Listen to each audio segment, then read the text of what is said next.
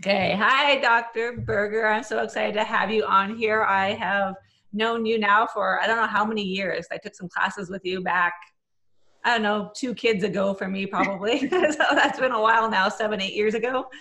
And you are working with kids with sensory processing disorder, autism, all kinds of neurological challenges. And so you are the person I really want to bring on here to talk about this topic with. So thank you for coming. Oh, I'm excited to be here. Thank you for thinking of me and having me on. You're part of our tribe and our mission to be out there and really trying to make a change in what's happening now in our society and what we're seeing with these little fiddle farts. Yeah. So let's talk about that first and foremost. Like what are the stats now? I don't even like to keep up with it because it's kind of depressing to me. What we're seeing with kids now, but what is going on with kids right now? Well, that's a great question. And when I do a lot of lecturing, I lecture around the world, and I always tell audiences, who wants the bad news first and who likes good news first. So let's hash out the not so good stuff first, but then let's spin it around and let's talk about some things we can do to turn the tide on what we're seeing. Sadly, in the United States, 1 in 5 children are said to have a mental disorder now. And unfortunately, we're seeing that in, the mass shootings, the suicide rates. Suicide rates have skyrocketed in the last decade and a half. So that's another thing we're unfortunately seeing. 1 in 6 children overall are said to have a neurodevelopment disorder. And actually, the new stats are looking at 1 in 4 children, when they're starting school, when they're entering school at kindergarten level, have a neurodevelopmental deficit in fine or gross motor skills. And what that tells us from a neurological standpoint is weakness in motor skills is actually weakness in brain development. So we need to look at what, those children that can't write, can't tie their shoes, or sloppy handwriting, or can't learn to ride a bike, those fine and gross motor skills are telling us that there's brain imbalances or brain weaknesses. 1 in 45 children in this country is said to have autism now, and that's really very much disheartening to myself, and of course I know you, and I've been working in the trenches in that for many, many years. 1 in 10 with ADHD. The numbers, we can go on and on and on. Over 54% of children in the United States are said to have at least one chronic health disorder, whether that be diabetes, asthma, allergies. 33% of children are on a prescription medication for chronic illness. You see the big picture of what we're looking at.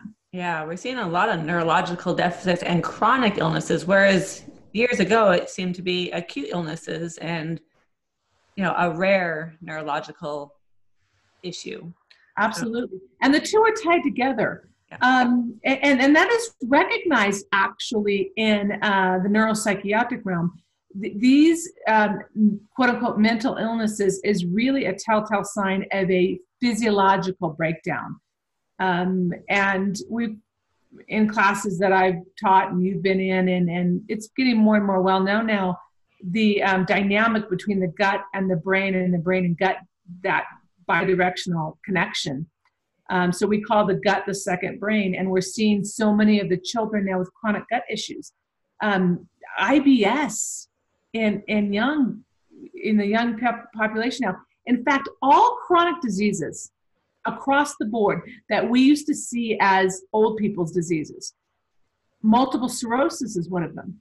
That is becoming more of a topic in the medical paradigm. The young onset of multiple sclerosis. We never saw that before.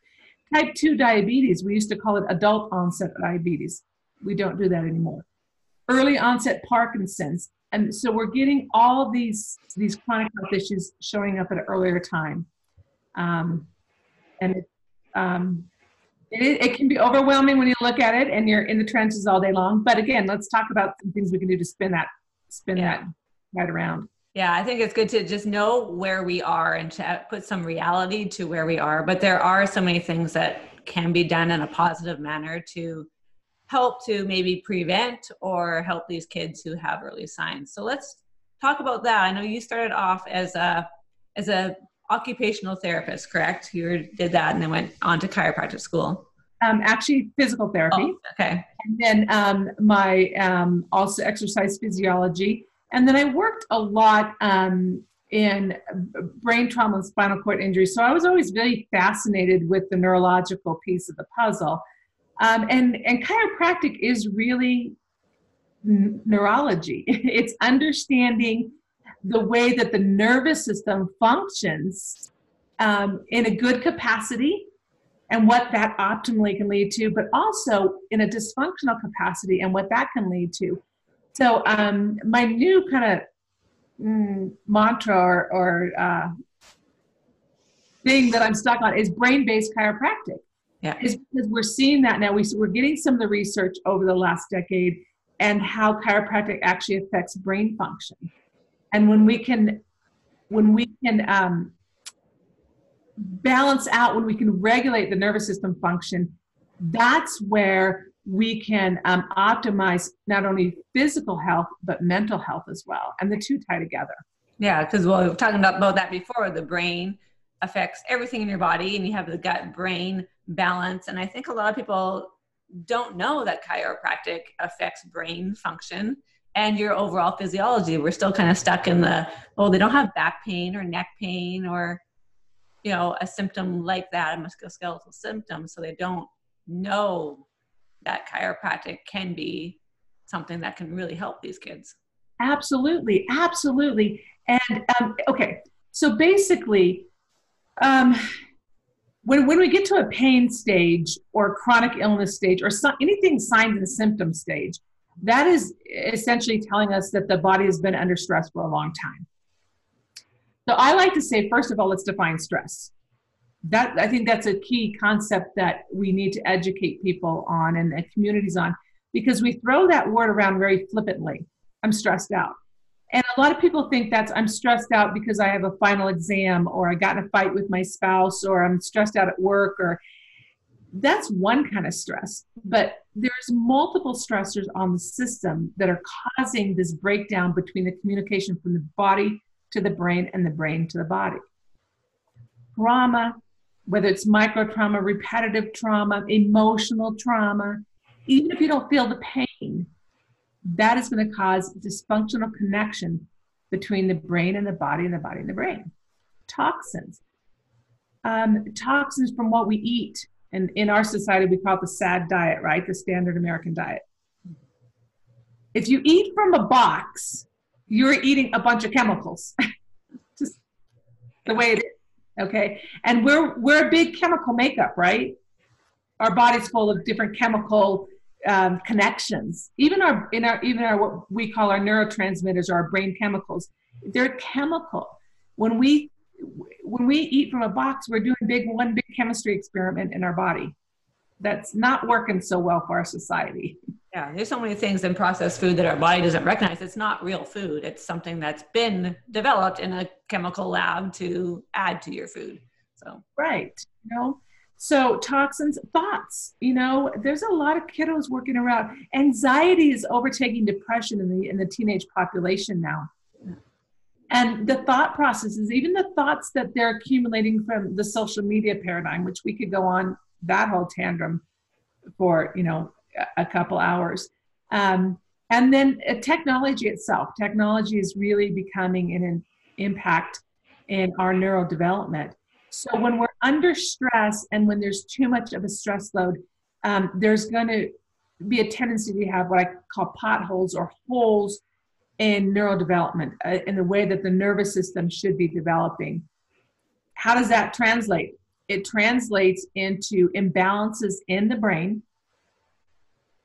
imbalances in the body. Why are our kids clumsy now? Why can't they have good handwriting? Why can't they have good posture? These are all imbalances. Also, when there's brain imbalances, there's going to be body imbalances.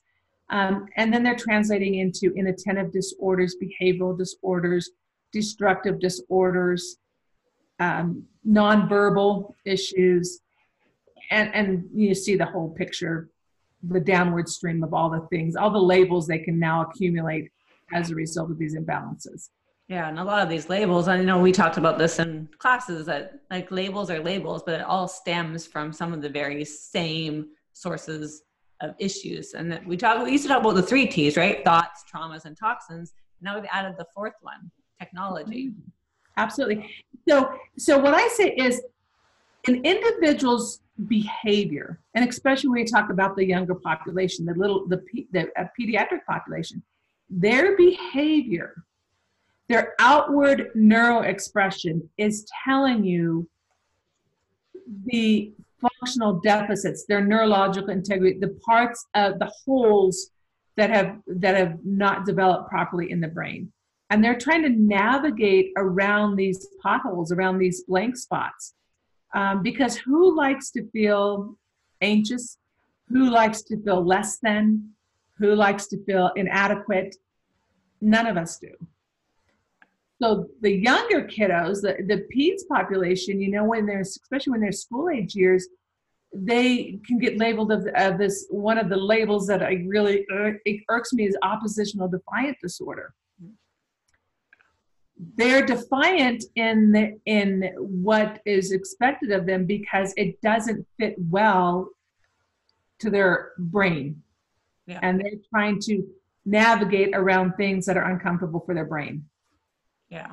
Yeah. And I mean, a lot of people who listen to this podcast, they are natural, organic, parents who are, attachment parenting lifestyle. And you can even look at that in the sense of like a baby cries for a reason, whether it's a wet diaper or they're hungry or their tummy hurts or some other reason, they cry for a reason. But as these kids get older, they're still having these behaviors for a reason. Absolutely. Yeah. They're the way they behave, the way they act out, they are trying to tell you something about their neurological integrity of their brain and what is too much for them or what's maybe not enough. So for instance, let's take inattention. Okay, so we talk about that there's multiple sensory experiences. So we have 5 senses that come from the outside world: taste, touch, sound, smell. And we have 3 that come from within the body. And this is where chiropractic is so profound, regulating those sensations from within our body. And they come into the brain to create an experience. That's how we experience our environment, our world. And we are going to respond to those experiences.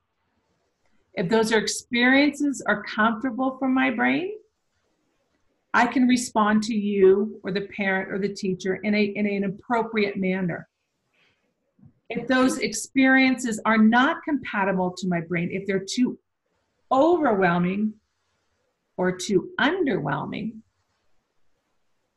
because I'm a smart, intelligent human being, and especially children still, they don't have these blocks that we put up as adults.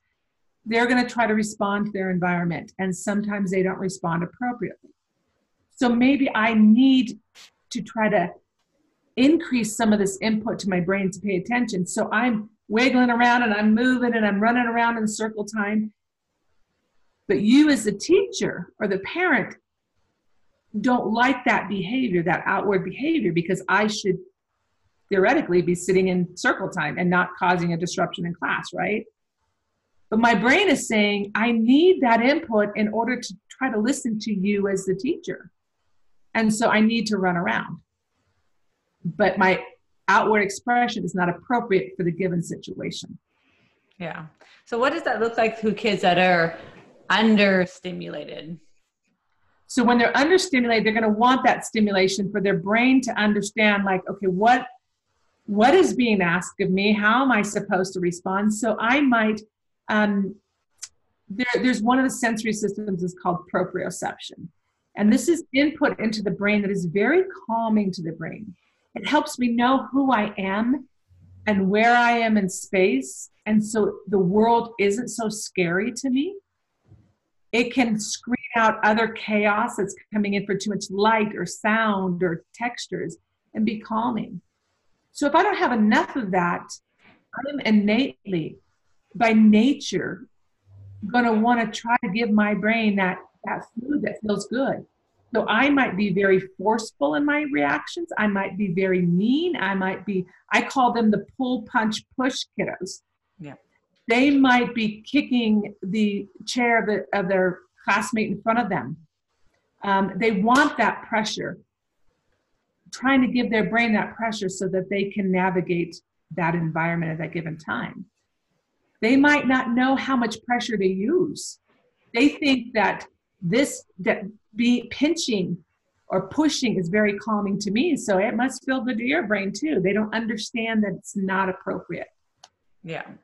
Yeah, and a lot of people don't understand those reactions that kids have, because they are reactions to how they're feeling. They're not trying to be bad kids. They're not trying to like act out. They're just trying to calm their own brains and their own function and feel good inside.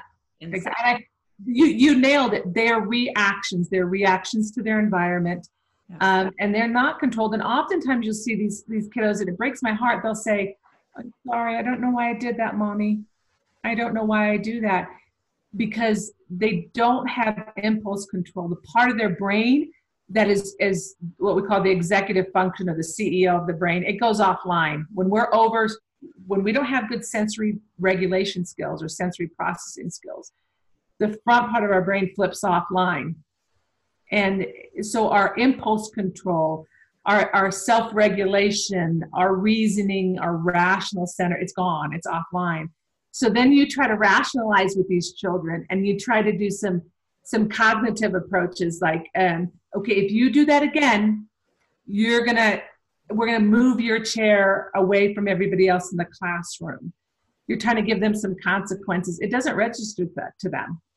That reasonable, why I keep doing this is we say that the emotional brain, the sensory regulation, is in the middle here, what we call the limbic system.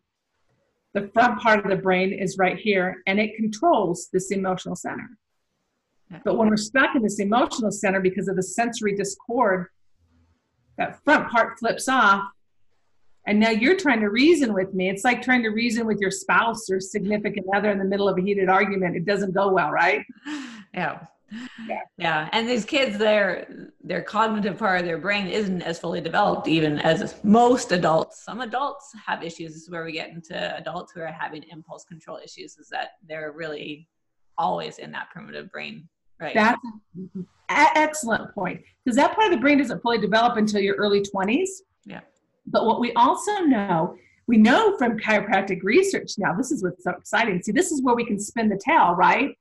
We know from chiropractic research that doing an adjustment actually fires up that part of the brain. We're seeing that there's a connection between a chiropractic adjustment and those parts of the brain, which is so exciting for us that work in the brain-based chiropractic realm, right? Yeah. So we see these children, when we can clean up their diets, we can get good nutrition into them. Protein is a huge source of brain chemicals. That's what makes our brain chemicals. Protein, they make what we call our neurotransmitters. So these sugartarians or carboholics, they're not even getting the building blocks to brain chemicals. Then that sensory dysregulation, they can't develop these parts of the brain appropriately. But when we tie in good nutrition and mindfulness parenting, that's another big one, and chiropractic, and we bring these pieces together, the trajectory of development and of life and of neurointegrity is phenomenal. That's what is so exciting. Yeah, you can see huge changes in these kids, and that's very rewarding and very hopeful for the future for these kids, because if you don't make these changes, the future can look a little bit glum at times. And I hate to say that, because I like to always have a positive spin on things, but there is so much hope for these kids if they get the right help. Now, you talked about mindfulness parenting. So what does that mean to you, or what does that look like? Whoa, that's okay. So you know that part of my mission and your mission too, you're right there in the trenches with me. And I thank you for that, because you've really, really always been on the forefront of wanting to change the dynamic and the trajectory of children's life. So that's one of the reasons I'm now creating this program called Developing Minds. And when I started working on this project, it's kind of taken me a year, if not longer, time-wise to pull this off, because so many of the pieces coming to light over the last several years. And one of it is what I call preconception care, but mindfulness as well. So we know that our ancestors' thoughts, their reactions to their experiences and their environment is downloaded for up to 14 generations. That is like amazing. 14 generations. That's crazy. Yeah. We were in the 7 to 10 realm for the longest time. Now we're seeing some research coming out that it's up to 14 generations that actually will encode and change our DNA. So what my ancestors' journey and thought patterns and their reactions to stress and their environment is in my DNA. And if you really sit back and you start watching, all of us say as we get older, I'm heading now closer to my 60s and my 50s, right? So you start doing those things like, oh my gosh, I'm sounding like my mom or my dad, or, you catch yourself doing those things.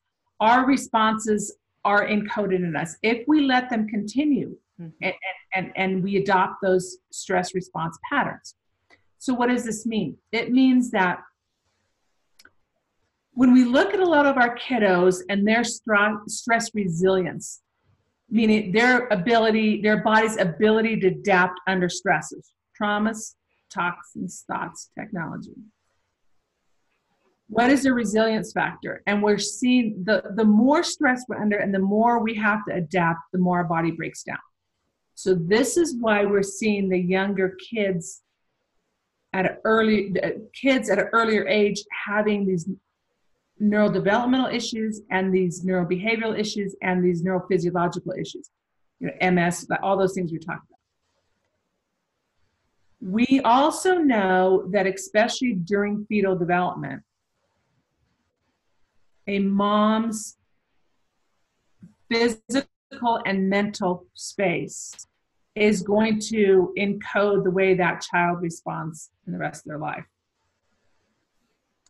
So I like to gear families at both men and women at preconception to be in a space of mindfulness in regards to not just their nutrition and getting adjusted and et cetera, but to where their headspace is.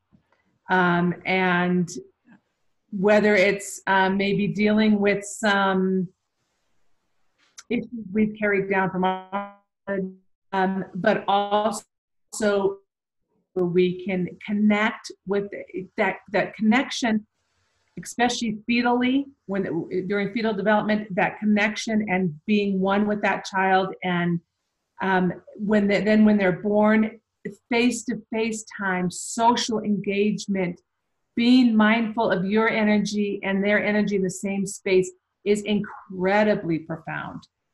And we know this now for neurodevelopment. Social engagement, especially with mom, that bonding is, it's not just an emotional bond. You are building blocks for that child's development, for their brain development. Yeah, it's amazing what little changes can make such profound changes in neurology and development. Huge, yeah. So for parents who are maybe thinking about having babies or are pregnant or maybe have like little newborns, what are some tips for them to try to create a healthy neurological system for their children so maybe they can avoid some of these issues as their kids get older and create a healthy future for them? What are some of the tips, some of the things that you see and to avoid for those parents? I think slow down. Yeah. Don't overschedule. Get the baby out of their plastic baby bucket, strapped to a car seat, and you're shuttling this one to soccer and this one, and those are all great things, but just being, just being. Be on the floor with your kids. Oh my gosh, please, please, floor time, tummy time, downtime, face-to-face time. These are huge, huge little things you can do to create proper bonding, but brain building as well. You know, by the age of 3 months, we should have those little fiddle farts on their tummy and at least 1 hour of tummy time a day. Yeah. Doesn't have to be tummy 1 hour straight, 5 minutes here, 10 minutes there, but get on the floor with your baby. Face-to-face time, engage with them. Social engagement is huge. Yeah. Breathe. You know, you yourself take time out for you as a mom. I put moms in time out. Okay. I don't care if it's 10 minutes a day. Yeah. When dad gets home, you go off and you have a hot bath, or you go read a little bit or go for a walk, and you have some mindfulness, and that, because they're going to pick up on that energy.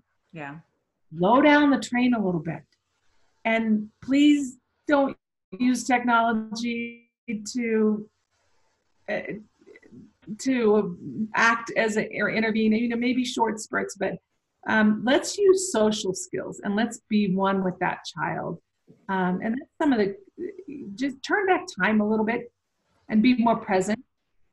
Yeah. And sometimes that's so hard for some people to do, because the society and our culture is go, go, go, and, you know, get everything done, do everything yourself. I feel like I spend half my time in my office telling moms it's okay to get help. It's okay to like take some time away from your child for a couple of hours a week, or, you know, you have to fill your own bucket and calm down your neurology, and also for moms to get adjusted.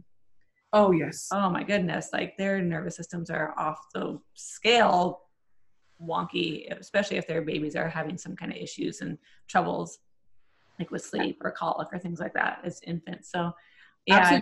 Absolutely. As moms calm down, so there, we have a lot of research as far as if moms, especially during pregnancy, are stressed out all the time, these sensory systems, we're going to be a hot mess wired when we're born, because they're going to be on what we call fight or flight mode. Baby's going to be on fight or flight mode all the time. Yeah. If mom is in that stressed out capacity during pregnancy, and even in the early years.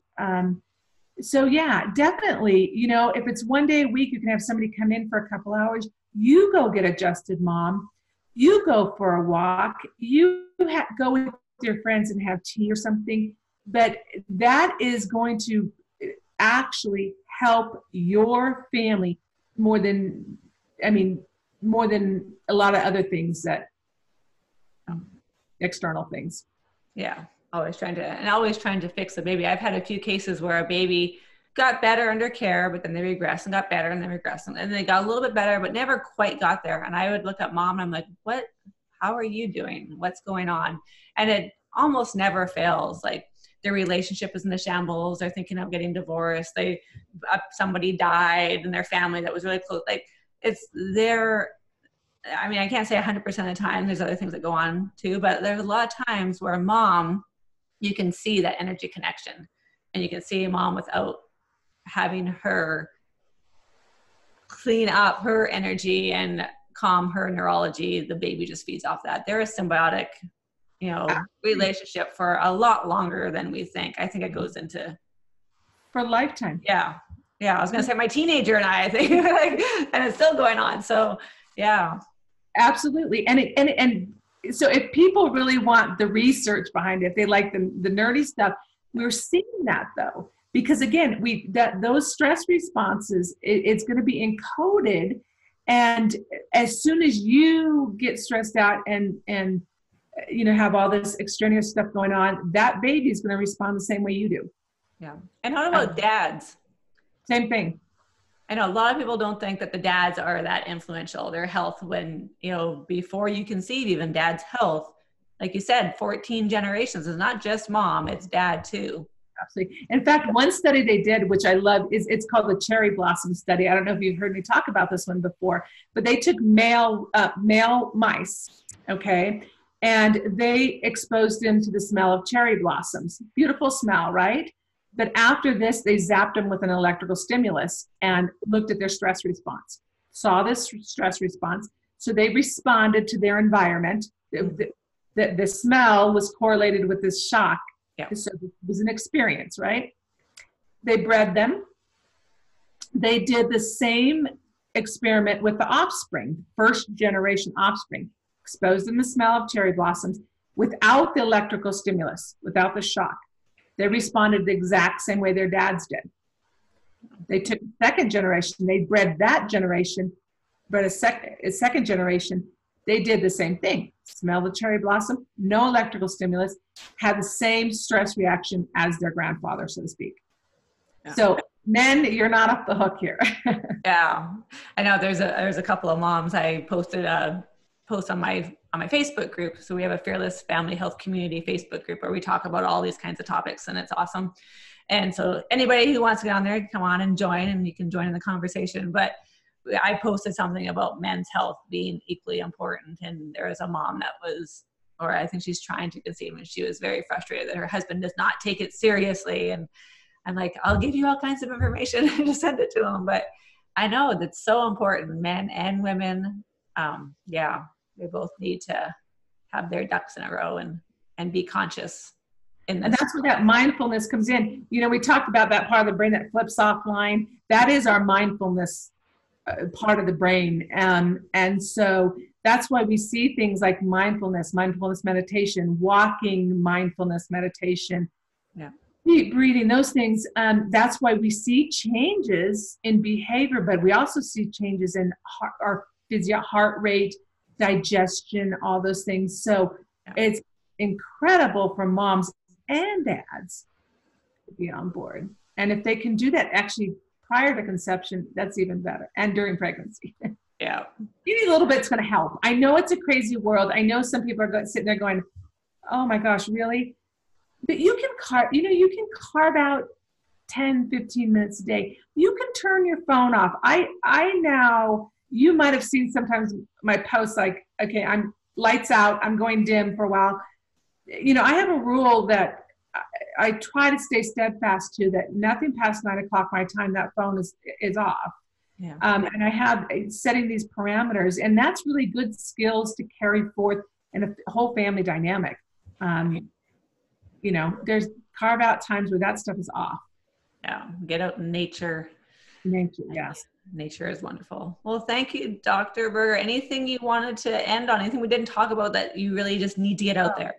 Well, you know, that's hours of time, but I think my biggest thing is look for little subtleties that listen to, especially moms. I call it your mommy meter. Listen to your mommy meter. If you think something's askew with your child or something, listen to that, you know, and see Dr. Cheryl, if this is up in your ear. I mean, because she's got those extra eyes to look at things. But listen to your mommy meter, and never ever never live by a label. Please never live by a label, and never give up hope, because there really is a lot of things that you can do in the natural alternative world to change, and you'll see those miracles. And that's what Dr. Cheryl's trying to do, and so many of us are trying to do, is give you that hope and those miracles, because they're out there. So yeah, I think we could talk about this for hours and all kinds of different scenarios and things you can do. And it's a long discussion we could have. But thank you so much for sharing with me and with everybody. What you're doing is amazing. And I'm so glad that I met you way back when. I think I met you when I did my first ICPA seminar series back in like 2000, before I had any children, and Ian's almost 15. So it was a long time ago. Yeah. But thank you for being on board too, and for spreading hope. Yes. Thank you guys. And we will talk to you again soon.